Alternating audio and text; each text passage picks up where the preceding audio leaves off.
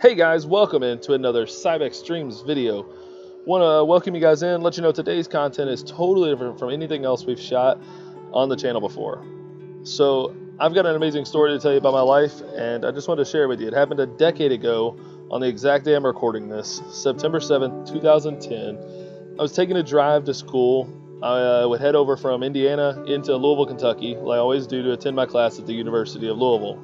Today, though, we're going to take quite a curveball. And as we arrive here on campus, we have no way of knowing what was going to happen to me.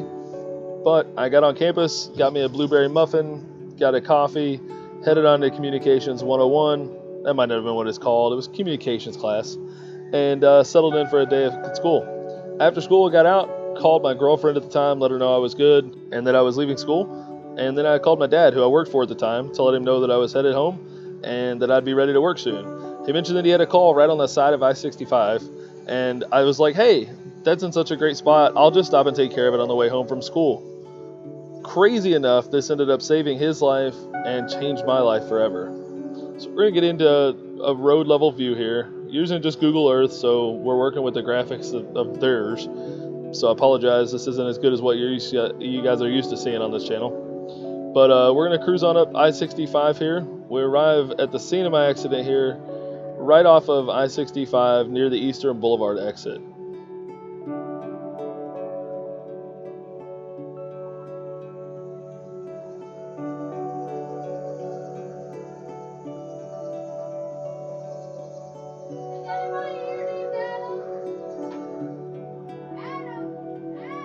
Now, right as I get off the exit here, I arrive on scene and realize it's in a really bad spot.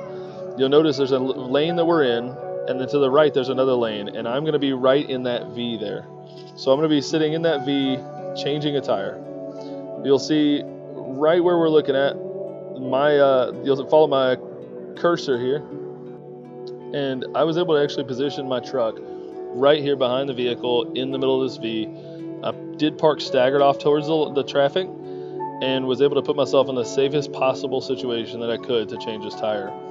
But as I'm in the process of changing this tire, one of the studs breaks. It's an older 90s model Camry, so the studs weren't in great shape. So one of them breaks. I step behind the car to call my dad or my boss to let him know we were going to need to let AAA know. And then while I'm letting him know this, I'm kind of distracted by this car that seems to be barreling down the highway. And it's coming towards my truck, but it also seems like it's using the lane that's on the right here. And then it seems like maybe they're going to shoot for this gap. Maybe their brakes have gone out, and they're going to shoot between the gap of my truck and the barrier. But all of a sudden, things don't go so well. I start off towards the right to get out of the way of the car, but the car grazes off the barrier, bounces back towards me at about 70 miles an hour, smacks into the back of my truck. It leaves me between the Camry I was working on and my Chevy Colorado, and pinned in a very bad situation. You'll see that my left leg was straight down, my right leg was what you saw the bottom of, and it was wrapped back up and towards me. So I'm rushed off to room 9 at the University of Louisville. I then spend 42 days, have 13 major surgeries, and it results most tragically in the amputation of my left leg, but plenty more breaks everywhere else.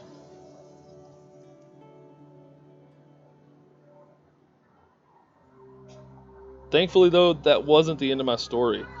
As I've mentioned, and obviously the fact that I'm reading this and recording this now, I went through a long and really difficult recovery process.